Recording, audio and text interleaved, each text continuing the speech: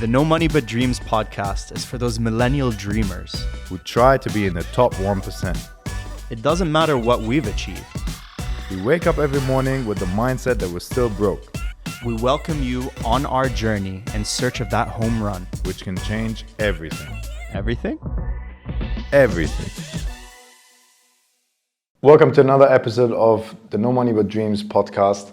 Today, we're going to talk about a number of different stories that inspired us and we really agree on. I want to open up with a story that I listened to recently on a different podcast where a guy was pretty successful at swimming, got a scholarship to go into university, then became a corporate lawyer. So from the outside, it looked like he was right on track. Depending on who you ask, huh? Yep. But he then started this slippery slope with alcohol and with drugs and all of this, and his marriage fell apart, and at some point he had to reset. And he became this ultra runner after listening to Goggins. Which pretty much anybody feels like becoming once you listen to Goggins, but if you execute on it or not, that's another story. Exactly. He just went running one day and ended up running 24 miles and said, maybe it's not just swimming, maybe I can also do some running. And he was 40 years old by then. Oh, wow. And then decided to do ultras after that. So he turned his life around, and the interesting thing that stuck with me is not the sports that he has done, but they were talking about work-life balance. And which is a major bone of contention now, especially like after COVID. So many people appreciate having more time off work, perhaps, but what are they actually doing with their time? You know what I mean? Carry on, sorry. No, this is really important. Like, people now want this work-life balance, right? And it's almost like if you work really hard, it's frowned upon. Yeah. People look at you and say, why are you so obsessed in this, right? And this guy goes, look, I'm not like this. I love to live in the extremes, right? Yeah. It was really bad for me when it was with alcohol, but I can do these ultra races because that's when I feel alive. And we chatted about this before recording. For me, it's the same thing. Yeah. For me, I feel alive when I go through hard things. Hardship, yeah. Hardship. And do you think that comes back to kind of like your childhood and like growing up and, you know, how you had to go to the UK and all of that? Well, that brings me to another story in this, in a different podcast on Paul Graham's essays, where they talk about Michael Jordan. Everyone else around Michael Jordan, if you ask him, they all praise him for his hard work. Yeah. He's the hardest worker in the room. He outworked everyone. General right? Consensus view, yeah. Exactly. And then when you ask Michael Jordan, he says, I hate work, right? And for him, all these training hours, all these hours in the gym, they weren't actually work. Yeah. They were what he loved to do, yeah. right? So he found something that he was so passionate about, and he didn't actually feel that it was a burden. He wanted to get better at this. He wanted to sweat and put so much effort into it to be the best in the world, right? So, and that is the only way that you can be the best at something, because you're willing to put in the extra time, extra effort, and you can only do that if you love what you're doing. Yeah, and my problem now is that life has just become so easy, right? Yeah. Going back to this guy, you know, he does ultras now, like 100-kilometer races. Honestly, I feel sick thinking about doing an ultra run. Yeah. Like, part of me would be so curious to know what it's like. Bro, just start with a marathon. You would feel like this guy is at an ultra, right? Exactly. But he says, like, keeping your heart rate for hours and hours at just an uncomfortable rate, right? You're not running all out, but going at like 140, 150, 155 and maintaining that for 7, 8, 24 hours just keeps you outside your comfort zone. 100%. Right? Yeah. And so many people at some point just say, screw this, why am I doing this? Yeah. You know, and they never push to that kind of where they never thought, I mean, this guy was an alcoholic, right? And he became an ultra runner. It's just the transformation and the willpower that all of us have inside of us is tremendous. Yeah. Right? So when we were doing the challenge last year, the six-pack challenge, where, you know, we put money on the line and said, look, if I don't make the six-pack in 3 months, you're going to keep the 50 grand. Right? I was very happy to keep the 50 grand. Yes, but that made me feel alive because I didn't even think once, am I going to work out today or not? I was going every single day for 100 days straight, right? And that was hard because I hadn't worked out that hard in a while before, right? But going through that hardship, at the end, I achieved a goal, right? And that so many times in my life, this has happened where you just gotta seek almost these opportunities where there is hardship and not follow what society does at the moment, where everything is just about getting deliveries, not going anywhere. Yeah, I mean, society has been programmed for us to have everything as easy as possible, right? Because convenience is ease. And if you look at all the money that's been invested in tech or anything that has, shaped our modern life, it's to make things easier. And I was actually having this discussion this morning with a guy in the gym, and I was just saying, not only the aspect of you feeling alive, because now why this is so relevant is that I just started jiu-jitsu. And I cannot understand why I didn't start this earlier. Like, it makes me feel like a man, it makes me feel alive, it gives me this like rush of dopamine. And like you right now, I am, man, like all this side hurts, my whole back is messed up, like my elbow is not good. But I did not feel that in the heat of the moment when I was dealing with whatever I was dealing with, sparring with somebody or having another guy like grapple me.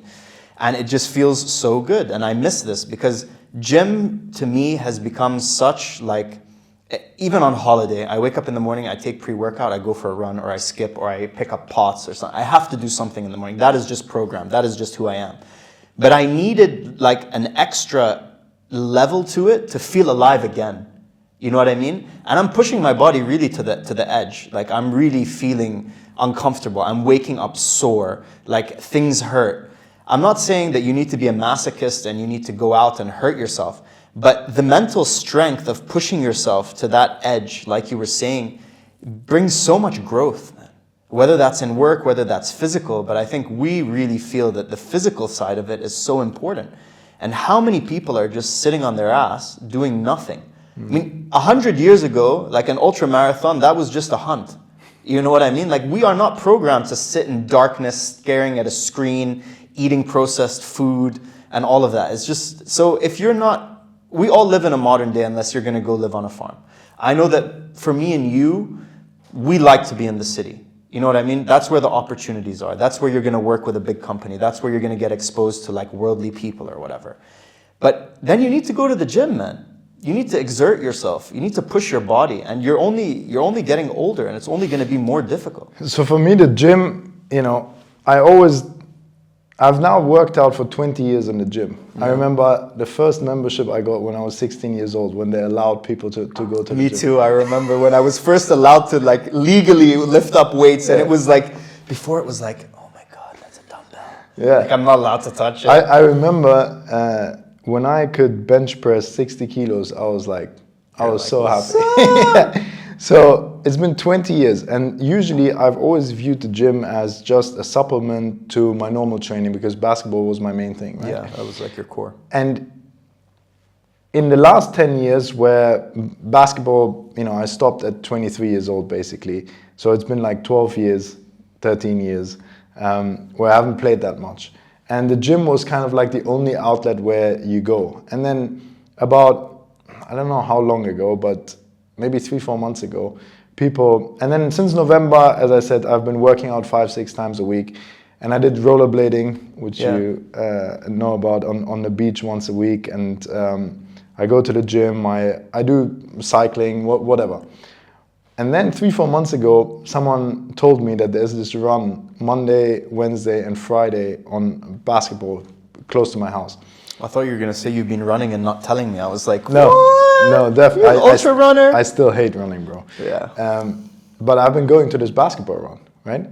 And which is what, just a group of guys who get together? Yeah, it's like 20 guys in the morning that play for 10 2 on hours. 10 or what? 5 on 5. 5 on 5. But there's 2 courts next to each other. So I go there. In the Burj Khalifa one, right? Where we used to train? Somewhere else? In Al Quds. Okay. So I go there, and there's different levels, and I always used to say, you know, I'm only going to play with people that I've played before, because it's quite dangerous with people that don't know what they're doing, right? Yeah, until like the adrenaline hits, and then you're next to this guy you've never met, like hard manning him, like pushing him to the side. Yeah, no. So, and there are 5 to 10 guys that can play, right? And I always seek out the hardest guy to. I remember when we were in LA, and I'm like, yeah, you talk a lot about basketball and this and that. We went to the gym in the morning. Remember, you just like three-pointer. I was like, damn, you're like Steph Curry, bro. No, but I remember that when we were in LA, we went to an LA Fitness, and they have runs in the morning, and there's just random guys showing up, man. And I enjoyed that run. But so here, these runs now, I go 3 times a week. I've committed 3 times a week in the morning, and man, it's tough. Going for an hour and a half basketball now is not like 20 years ago, right? But it makes me feel so alive. That competition, you know, going to the gym and having people in front of you. There's a guy that's Nigerian, 23, 6'5", right? And he's just a beast. Yeah, he's built, right? Yeah. Me guarding him and me thinking I'm still 15 years younger and I can compete. Man, I get out of that gym at like 9 o'clock in the morning and I'm done. You know, I have worked so hard to compete against guys that are in better shape, and that is the best thing. Like this hardship of this hardship of just going past of what is comfortable, because you know, forget the sweat, but it's just a competition. This competition aspect that we don't have in life anymore, right? You go to work. It's soft competition at work. Yeah, but it's not competition, man. It is not real work. No, it is though. For a lot of people, like, how can I get higher in my job? How can I play politics to like sidelines? There is competition, but it's soft in comparison to physical competition. Yes, and it's not as, you know, in your face. Like if you lose against the guy, he's gonna let you know. Yeah. And that's what I always loved about basketball, the trash talk and all that other stuff around it, right? But this hard competition, if you don't seek out opportunities where you can really feel alive and compete and prove to yourself that you still got it and that you can progress, right? Then I don't want to have any part of it. I don't want this balance. I want to live in the extreme. And that's why I could really relate to this guy when he said, I seek out the extreme. Like that's where there's this pendulum, right? There's this, if you go too hard into one extreme, something else is going to suffer, right? So you gotta make sure to bring it back. Like you can't go all in all the time, right? In one area of your life. And that, you know, to me, what is really important is being a good dad, right? I spend a lot of time with my kids and stuff, and the weekends are really focused on this. But during the week, workouts and being good at my job and like trying to push boundaries there is really important for me. So this pendulum I could also really connect with, that you're pushing, and then something else will come back in to balance you. But when you're doing something, you might as well do it to you as well as you can. 100. I think that, do you feel that you get more satisfaction now from pushing yourself than you did when you were younger? Do you appreciate the feeling a bit more now? I feel I do. Bro, I have always... You had the basketball thing, but like if I look back at myself in sports, I was crap at every sport. Yeah. I was fat, like overweight, useless eye coordination. So except for one sport, which I only managed to enjoy when I got to high school in England and boarding school.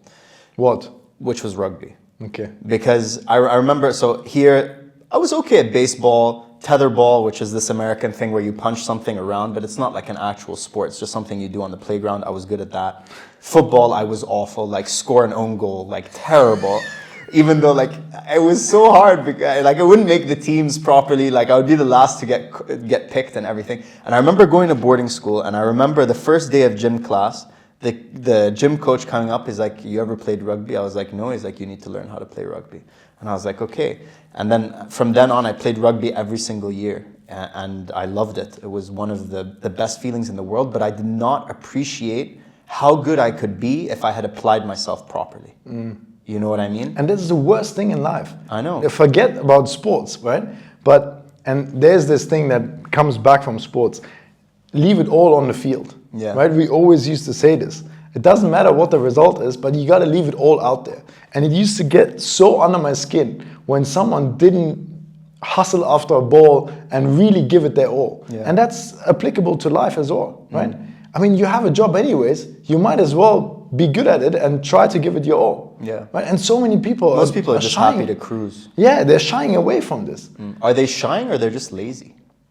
I don't know what I it feel is. a lot of people are just inherently lazy and want the easiest. We've been programmed now with all modern technology, as you said, food on demand, Netflix on demand. I was listening to somebody the other day and they were saying that this generation now, like your kids are the first kids that everything is on demand. What you don't need to wait for anything. What do you need to wait for? You want to watch a movie, you open Netflix. You want food, you order it. You want to book a flight, you can book a flight. You want to see what it looks like in Istanbul to look at the Hagia Sophia, you can watch it on YouTube. Like, there's nothing that you can't just have instantly. And I think that just will cascade down, and people are just inherently lazy in general.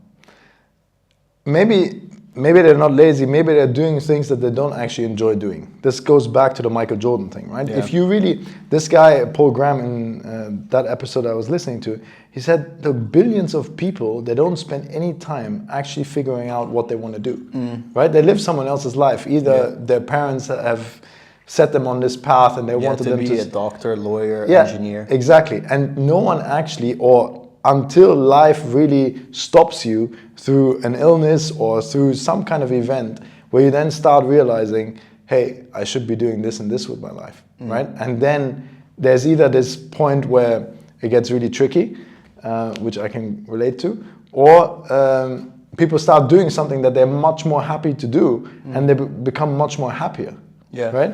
So this... It's so cliche though, right? Like, do what you love, but it's so true. I feel as we get older, more and more, all these cliche like sayings and quotes, they're just like, fuck, they're not really that cliche because it's all true. Like, it's really not that complicated. Yeah. You know? Like, now how I've kind of pivoted myself to focus on marketing more and creating content, like, it doesn't feel like work, man.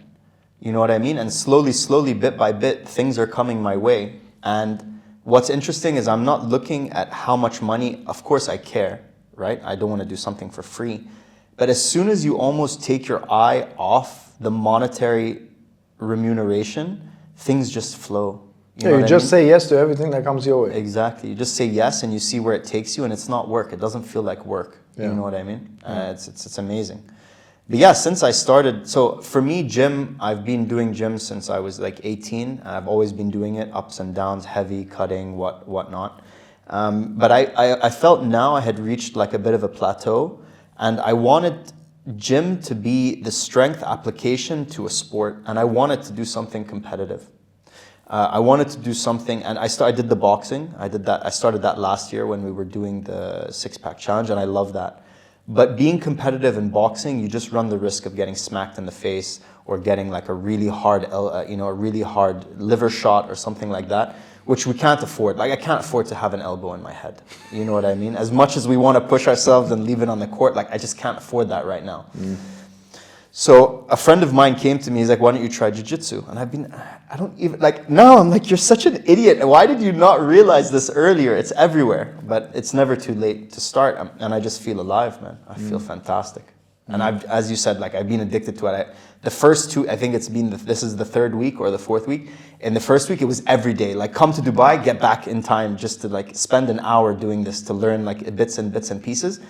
And even more, like, you're opening another side of your head, man, that not only can push you, strength-wise or endurance-wise, but also like, oh wow, okay. And then your body is beautiful at just reacting and just getting better, and you becoming better at whatever you're applying yourself to. You know what I mean? And then it becomes second nature, not even thinking, It's crazy.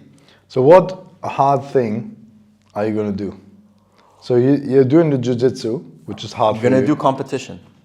And after 6 months, I'm going to do a no-gi and a gi competition. There you go, I said it. What is it? A jiu-jitsu competition. So you're going to fight other people? Yes. In your weight class? After 6 months, yes. Yeah. After 1 month. This has been 1 month, so I have 5 more months. So in November, I'll remind you. Yes, in November.